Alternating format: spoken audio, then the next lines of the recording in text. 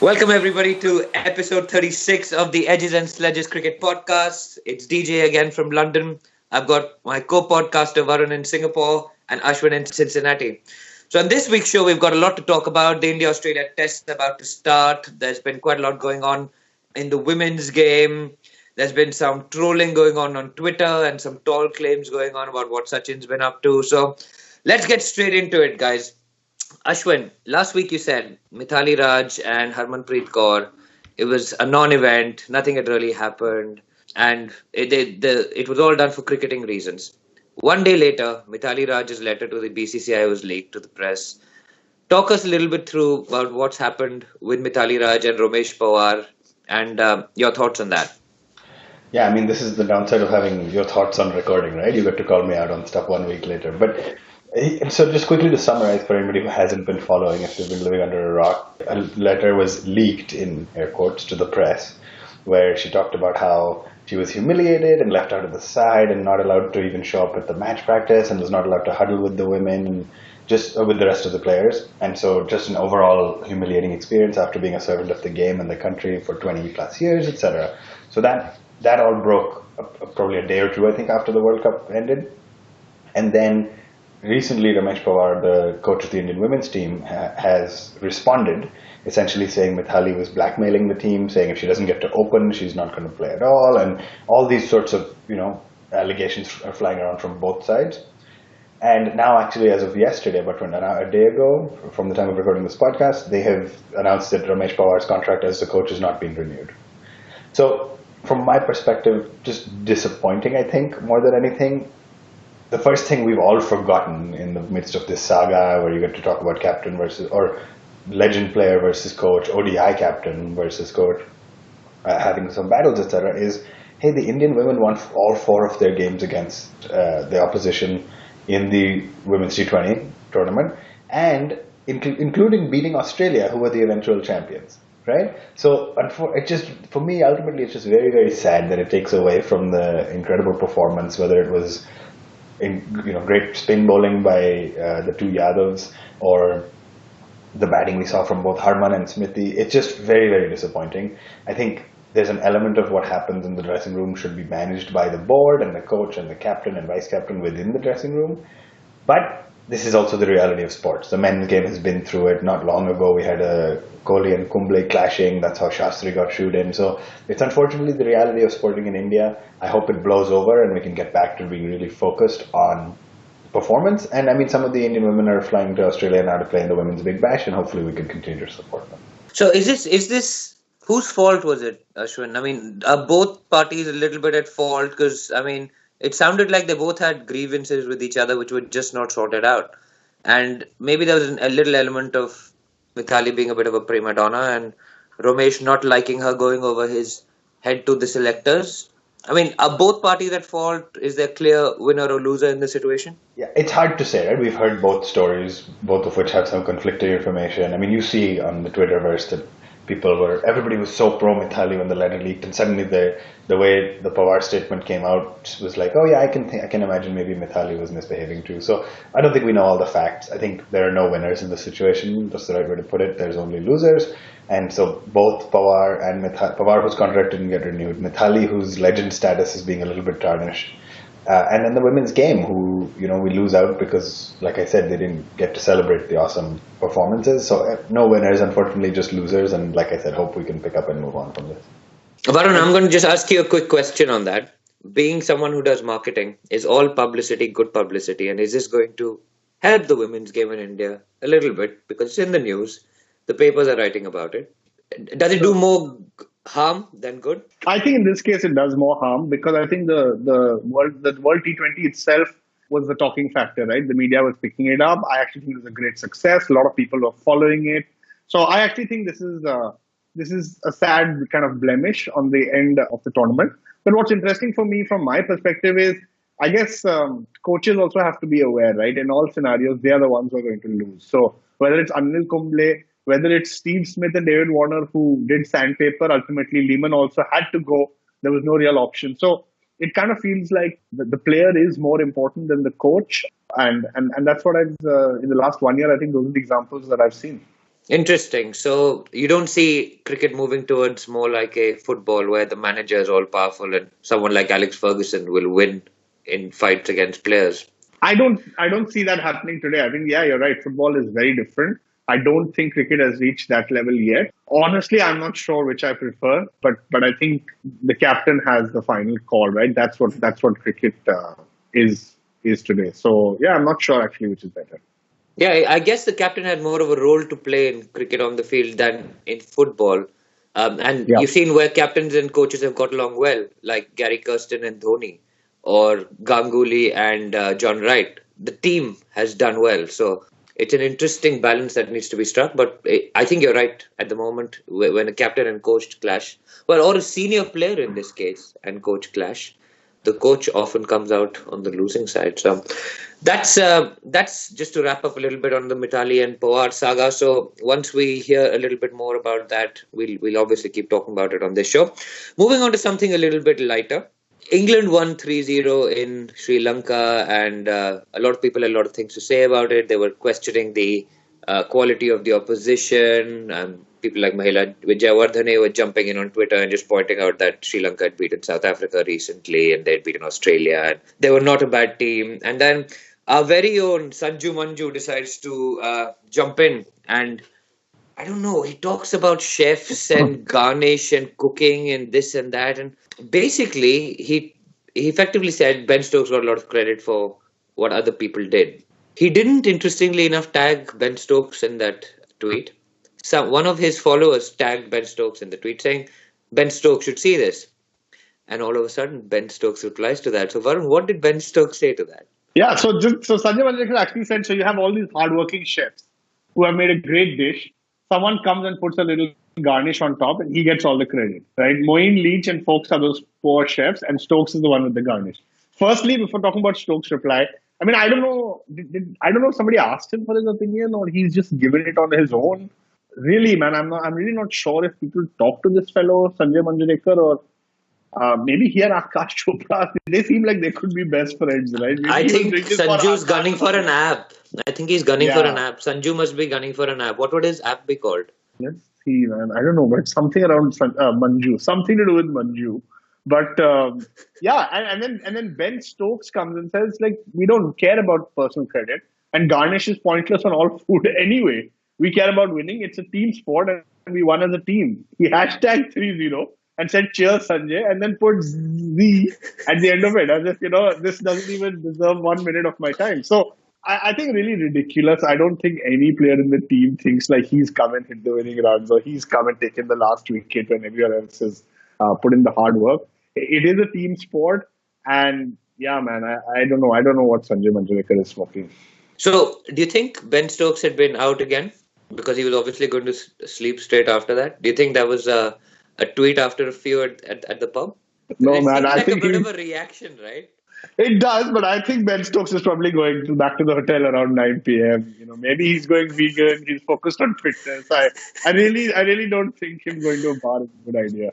Interesting, interesting. So, for me, it was quite interesting on that point. I don't know who I dislike more or like less between Sanju Manju and Ben Stokes, but I think Ben Stokes came off looking a little better than Sanju Manju on that occasion. Yeah. So we'll have to see whether there's more kind of trolling that develops What there. Yeah. what I find interesting is what happens when these two meet each other, right? Do you forget what happened on the internet and do you just behave normal? Do you bring it up and joke about it, or do you actually not kind of acknowledge each other? That's what I want to know because in today's day, you've got people making comments all over. You're bound to run into each other in the next 6 months. Yeah, I wonder what happens when you do see each other. You know what I was reading the other day? Remember that Australia and India had quite a 10 series in India where the whole like looking at the dressing room thing happened, and Kohli was like, I Yeah, used to have friends in this Australian team and now we are not going to be friends and all. And then Mitch Stark sent a DM to the wrong Virat Kohli on Twitter, basically like saying, "Oh, I hope I'm still in the RCB squad. Ha ha ha. Good luck. Cheers." So basically, I wonder whether some of this is just done to create buzz around it. But yeah, it's interesting what they actually. What if Sanju Manju is like interviewing Ben Stokes next up? Who knows what yeah, happens? exactly. Yeah, that's the thing. But there's also some part of me feels that everyone knows their place because of the IPL. So no matter how much you mess with someone, especially if it's an Indian in today's day and age, I think somewhere down the line you know that you have to make up because you got to go into one of those 8 teams and you have to make it work. One second. So it's interesting. Sure, that applies for Sanju Manju. He has no say or pull in the IPL whatsoever. So Stokes and Yeah, Sanju Manju. I think your point is right about Kohli and Stark, but I don't know if that same thing is true about Manju. no, but even you see Michael Clark, right? Michael Clark has now suddenly become India's best friend. He's on all TV shows. He's chatting with Robin Uthappa, Harsha Bhogle. All these guys are a very friendly man. I mean, at the core of it, we know what he's like. So it's just interesting. Everyone kind of turns to where the money is. I know, I was just going to wrap up by saying ultimately Sanju Manju trying to troll people on Twitter is like the Mithali Pawar situation where there are no winners, there's only losers. I think Sanju should hang out with Ramesh. Ashwin, didn't Ramesh make a great comment? There was no muscle behind that shot behind the brain. Only brain Except the brain. for that shot or something. Genius. Great. Ramesh should write a book. Betting and bowling. Good in betting and great in bowling. Speaking of Clark, there's been an incident in Australia. When I say an incident, like he's come out with an Instagram post addressing some chat that a journalist had directed at him. So just to give you a bit of background about this, Clark had said that Australia would need to be tough, otherwise they're not going to win shit. And this journalist called Gerard Watley, quite a respected journalist, wrote back to him saying, no, this is not what the Australian public want, etc., etc. And then he puts out this Instagram post saying, you don't know anything, you've never played cricket, so sorry. And he calls him Gerald at the top of the post as well. So that's even like insult to injury. He's like, I don't even know what your name is. So Varun, have you been following this and how Payne has reacted to all of this and how Australia are dealing with this tough love situation? Yeah, so first and foremost, I just want to say I hate Michael Clark, like from the bottom of my heart. I also hate Ricky Ponting. If there's a place even more bottom of my heart, that's where Ricky sits. So I hate both these guys. I think Michael Clark, he should be supporting Australia. I think they're going through a tough time. Ex-captain should be coming out and say, believe in yourself. The talent will speak for itself. Play hard, fight hard. That's the kind of motivation a team needs. Nobody has ever talked about being liked. I think Australian cricket is going through a big turmoil. Tim Payne has just been handed the reins. There are two vice captains. Clearly, it is a tough time. Now, we spoke about it earlier. They are being corny. They are trying silly things like slogans, elitely honest. I think they're doing it for themselves, man. I think they need to make sure that something like this doesn't happen again. They're not doing this for the public or to make sure somebody likes them. So, honestly, for Michael Clark to say that, it's a bit ridiculous. Then this Watley guy replies, and Michael Clark responds to him by saying he's doing this to grab headlines. I mean, ultimately, Michael Clark is the one who initiated this whole thing, got the headlines. So, yeah, I'm completely on Tim Payne and Watley's side. I think Clark's win at all cost attitude maybe had served him well because he was coming in after, somebody who was equally that type of person, Ricky Ponting. But I don't think anyone's trying to be liked, man. I think they're just trying to get back to what they were. Yeah, Ashwin, any thoughts on that? I think Payne's reaction was quite a decent one. He said, we're not trying to be liked, we're just trying to be respected. So thoughts on the Australian attitude and what we're going to expect in the test that start fairly soon? Yeah, I think Varun summarized it really well. I think the only thing I'll say is, to your point, they said we don't want to be liked, we want to be respected. And I think in an India-Australia series, which, for many of us is just as big, if not bigger than the Ashes now almost, there will be some fire, there will be some sparks flying. I think this will be a really, really good test of somebody like Tim Payne's captaincy to see if he can, herd the troops, manage his men while the series is getting tough, especially if it starts to get close. So it'll be an exciting series. Yeah, I mean, with the history between the players, I was reading an article. I think the Field had written about Monkeygate, and it was trying to explain to people what Monkeygate was. And I mean, it's a decade ago, right? And we've lived through it. It was like Harbhajan and Sachin. It was Markygate. Oh yeah, we call it Markygate over here. Anyway, speaking of Sachin, I read a very interesting tweet on Fred Nathan, who's a cricketing PR. He's on his timeline saying, A friend of his in office claims earlier in the year a girl he was chatting up at a rave in North London was stolen by Sachin Tendulkar.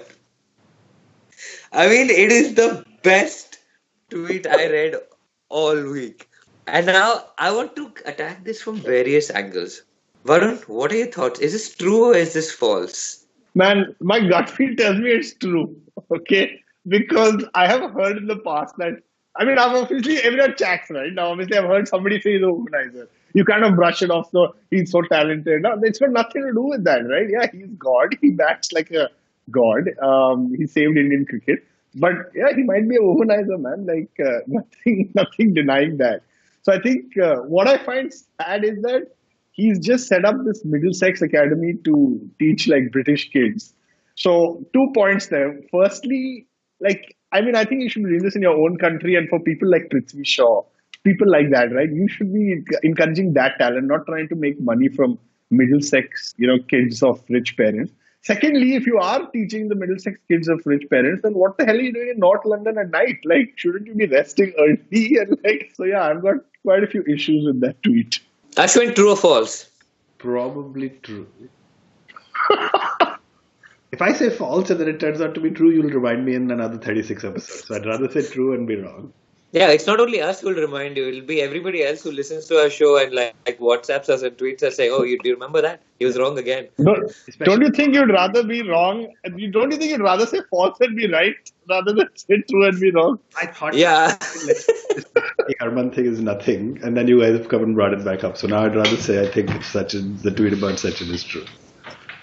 Okay, so I actually think it may not be true. And the reason being, this guy is that, firstly, the guy, it's second-hand knowledge from a office co-worker who's, firstly, it's quite suspicious that this guy is at a rave. So you don't know what the hell he's on. He's probably seen some brown curly-haired bloke show up. The girl's gone with that guy, and this guy's justified it to him saying, shit, man, that was Sachin. Sachin Tendulkar stole my girl. What a great story. But the guy said it's on his family's life. So that's not, don't take that lightly, man, even if he's at a rave.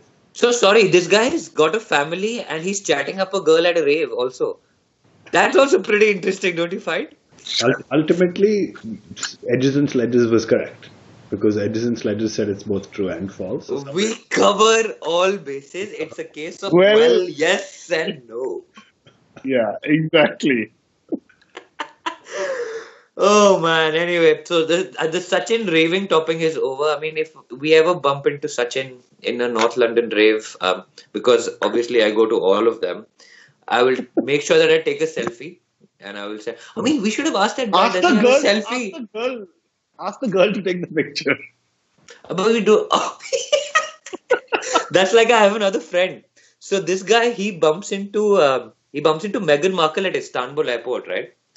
And I think Meghan Markle was dating Rory McIlroy back then.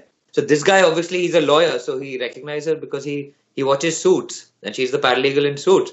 So he basically goes up to her at Istanbul airport after doing some weird stalky stuff through her Facebook, saying, hi, I'm here, can I meet you, and all. Very odd stuff. And then he goes and hands the phone to her boyfriend, who's Rory McIlroy, and says, can you take a picture of us?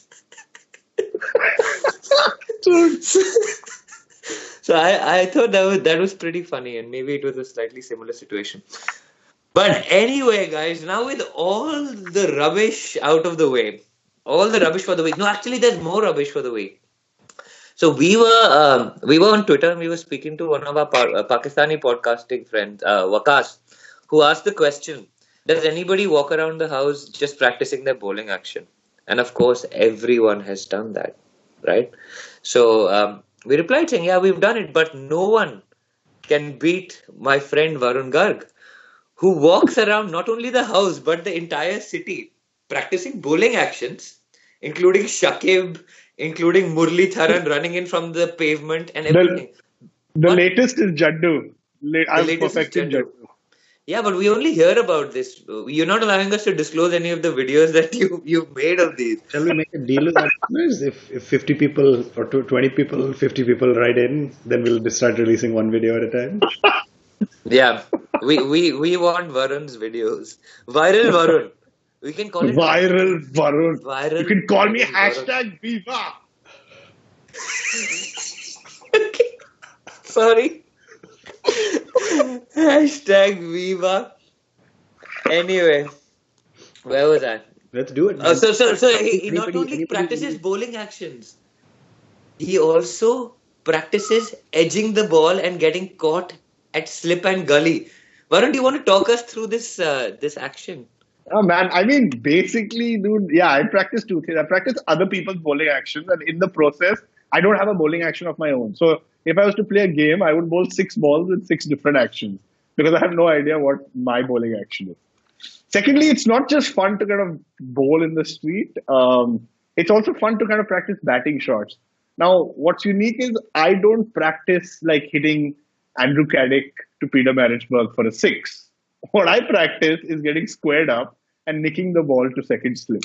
And I was thinking about it a lot recently, right? Because of the tweet and because of what we put on Twitter. And I think I've just been so scarred, man, by like waking up at 5:55 in the morning throughout the 90s, watching Glenn McGrath bowl at that good length with the ball moving away. An Indian batsman opener typically edging the ball to Ricky Ponting at second slip. That it's just etched in my memory and it scarred me for life. Like that is the shot I practice. So you dream about Debang Gandhi, basically.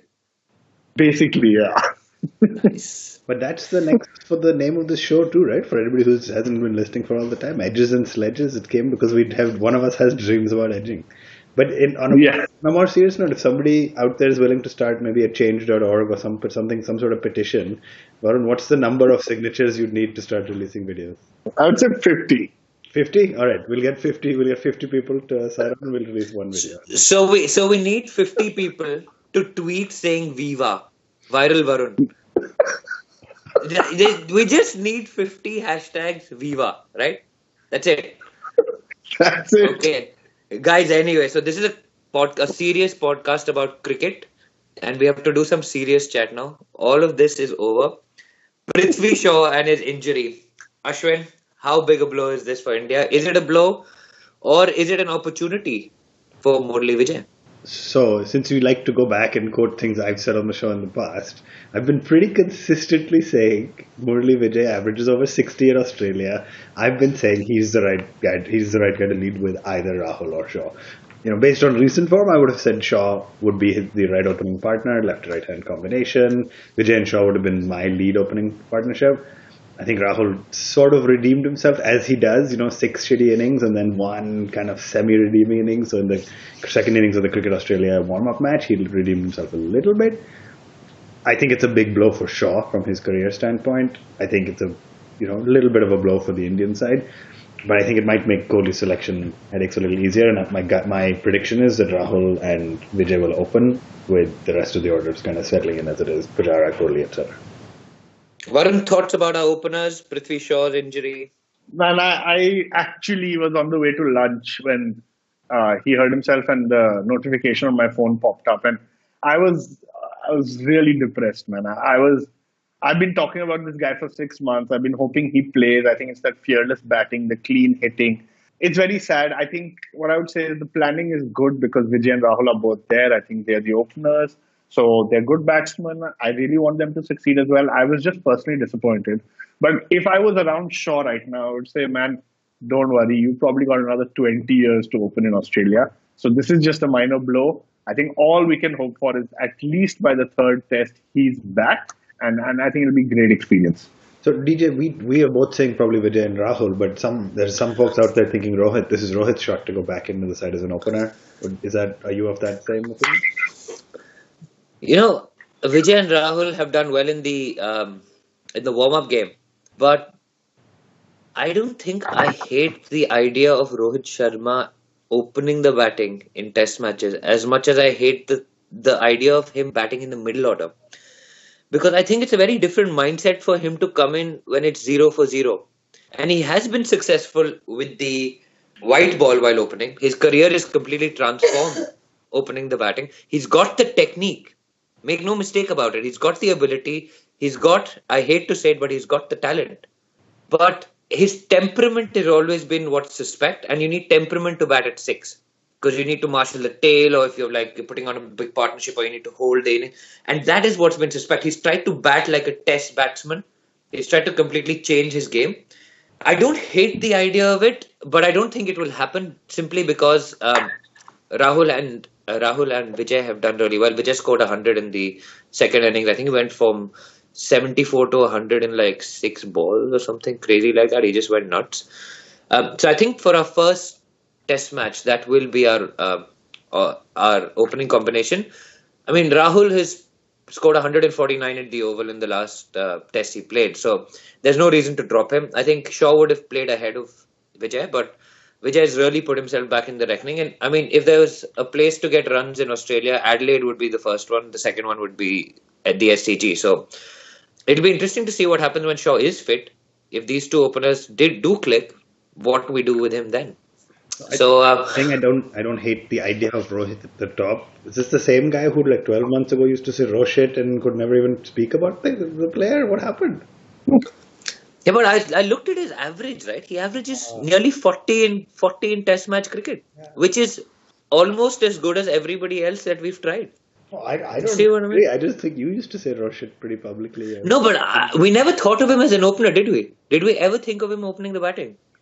And so when I apply my mind to it, I'm like, if he's coming in 0 for 0, he's got a clear mind. He's got the technique.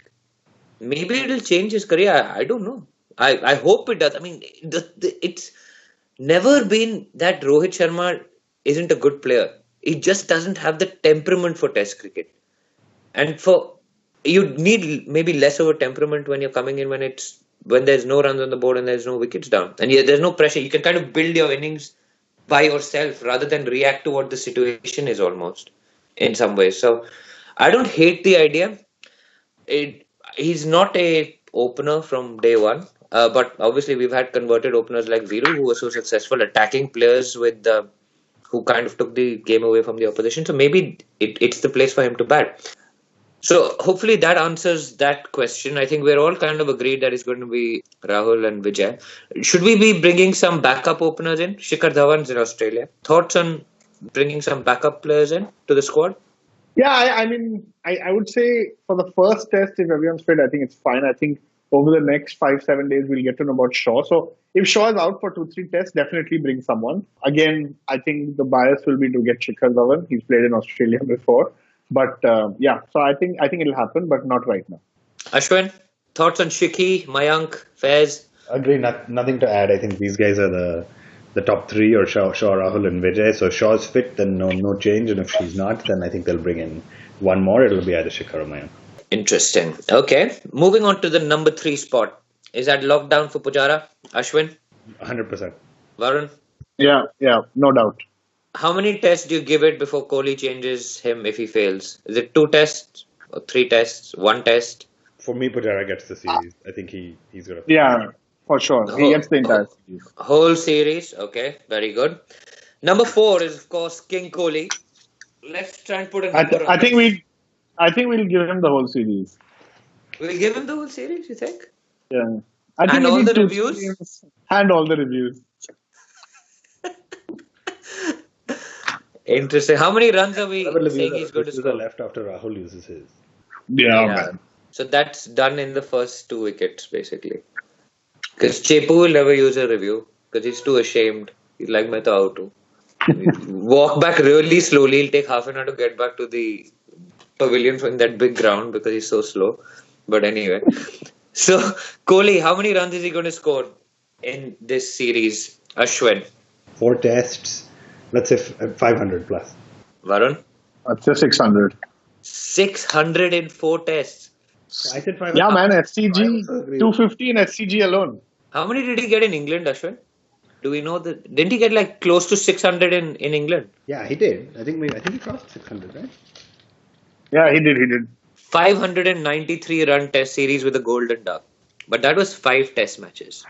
So Yeah, you're that was saying also one excellent. less test match. He's going to get 600. Interesting. That's a big call at the start of the series. Ashwin, did you say 600 as well? I said 500. 500 plus. I'm going to go with 450. T20. Because apparently the wickets are going to be spicy. Spicy.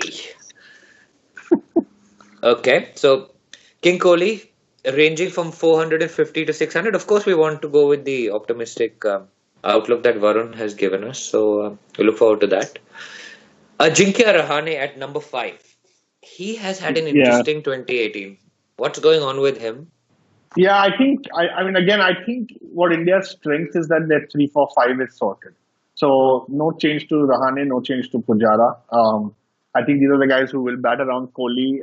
I kind of really like Rahane when he has the positive mindset and comes out to bat with that. So for me, no doubt, I'm pretty sure Ashwin agrees as well.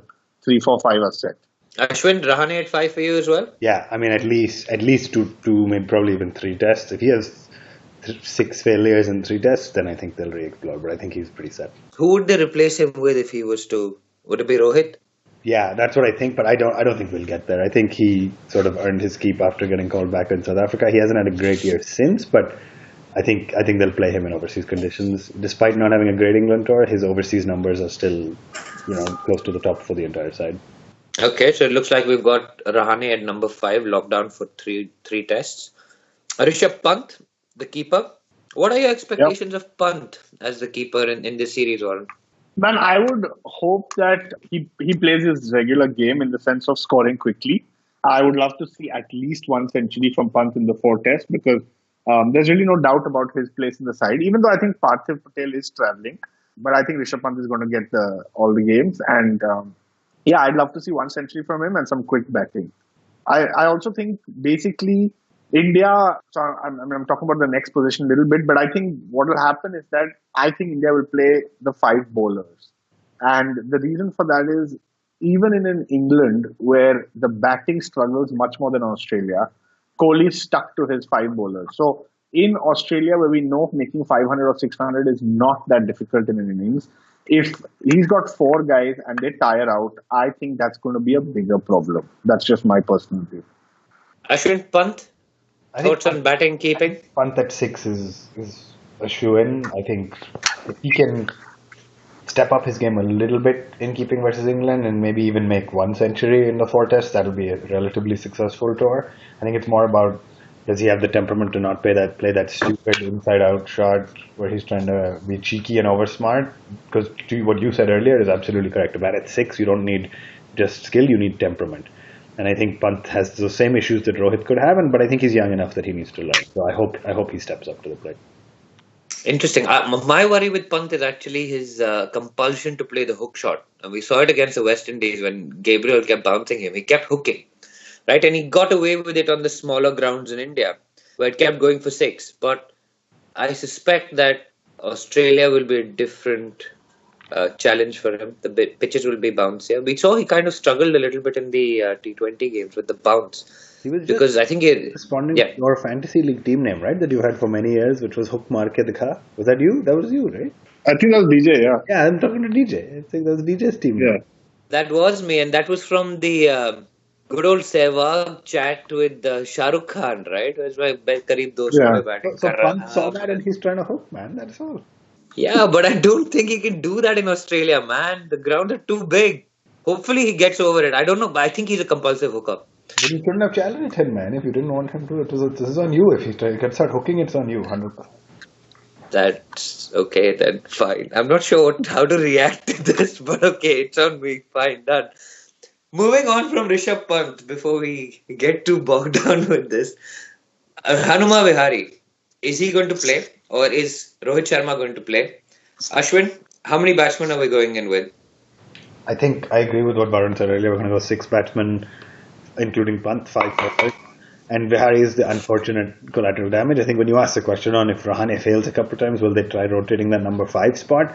I think if it's a combination of one of your batsmen failing, whether it's one of the openers or Rahane, and you feel like you're falling short on bowlers, and you need that second bowling option or second spinning option, then in that world I can see Vihari getting slotted in, and then if either Pujara getting pushed up to open or Vihari just getting slotted in at 5 if Rahane fails. But I don't think he will play, and I think that's unfortunate because he showed a lot of talent in the previous series, but just the way this lineup shakes out, I don't think there's a spot for him. Are in a place for Hanuma Vihari in this team? I don't think so. I don't think he'll get a place in the first spot. Maybe because Adelaide's a good batting pitch as well.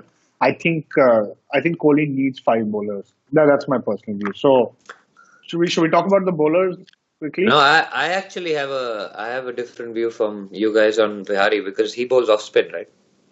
And I think he will play. He will be the sixth batsman. He'll give the off spinning option. He bowled pretty well in England. He picked up a few wickets. And he lends that kind of solidity in the absence of Hardik Pandya, which gives you that extra bowler. So I think he'll play. He'll bat probably above Rishabh Pant, and so Yeah. Pant bats at 7 in my team. But anyway, so we've got a Yeah. slightly So I different think view on that. yeah. So no, I think it's likely he'll play. I think I'll just Mm, rephrase by saying I don't think he should play. I think you're right. I think he will play. But Adelaide's a bit of a spinning wicket as well. So maybe if you're trying to play two spinners, that's what plays into Bihari's. Maybe he's part time, but still he can bowl Yeah. some spin. Anyway, moving quickly on to the bowlers, we've got the spinners to work out and the quicks to work out. So I think we'll be playing four bowlers, four full time bowlers. I'll just give you quickly the bowlers I think should play this first game.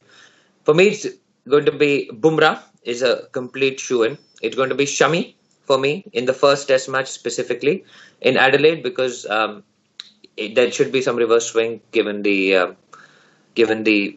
conditions there. And the third one will be Ishan Sharma as a holding bowler, kind of first change who comes in, tries up the runs, takes some wickets. And my spinner will be Kuldeep Yadav. It's not going to be Ashwin. We saw Ashwin scored a duck in the warm-up game, so he's not going to bolster the batting. He doesn't offer enough with the ball, which Kuldeep doesn't offer. Kuldeep offers the wrist spin. He offers it going away from the left-handers, which Australia will have a lot of. And it's just the mystery of that wrist spinner for me. So Kuldeep actually plays ahead of Ashwin for me. So that is my team. Bhuvi sits out, and it depends on what the pitch is. If it's got grass, Bhuvi plays instead of maybe Shami. But I don't think that will happen. Varun? Yeah. So I agree with you. I just my only thing is I think they'll play both spinners, and I think it'll come at it. To me, it should come at the cost of Vihari. But I think Ashwin. Yeah, I think Kuldeep that Lord's Test was not good, so I think that will be playing on Kohli's mind. Yeah, I agree with your quicks. I think I've said it before on the show. I think Ashwin will bat. I mean, it's one thing to look at a warm up and say he scored a duck, but he has a century. He has 4 centuries in Test cricket and 2 half centuries actually in Australia, right? So I think they'll. If you want to think about batting a little, but I even just think on the basis of his, I think it's almost 300 wickets. He'll get the spot for the first Test, but he'll have to prove himself. And if he doesn't, then Kuldeep will be in the side and within the series for sure. Awesome. So I think that wraps up all the kind of looking ahead to the test matches. The first test match starts on the 6th in Adelaide. So it's going to be an exciting time for us all. We'll all be watching it. It's going to be the middle of the night for me. So I need to work out how to how to get some cricket in there. But I just wanted to also thank everyone who's been writing to us on Twitter. There's been Pinner Fox. There's been Saurabh Jain. There's been Chaitanya who's been writing in as well. We've been speaking to a little bit to Siddharth Bakshi, who's been telling us about how he used to practice leaving the ball outside off and playing the forward defense while speaking to people. So obviously, clearly a Dravid fan. So thanks everyone for writing in. Thanks. We love having a chat with you guys. So please keep doing that. Please do subscribe to our podcast wherever you get our podcast. Tell people about the podcast. That's how we grow. And keep listening in. I mean, the India-Australia series is the biggest one, I think, after England. So it's been a big year of Test cricket for us. We're really looking forward to it, and we'll be covering all of them in our weekly show. So please do let us know what you think, and we look forward to speaking to all of you next week. Thank you very much, and have a good week.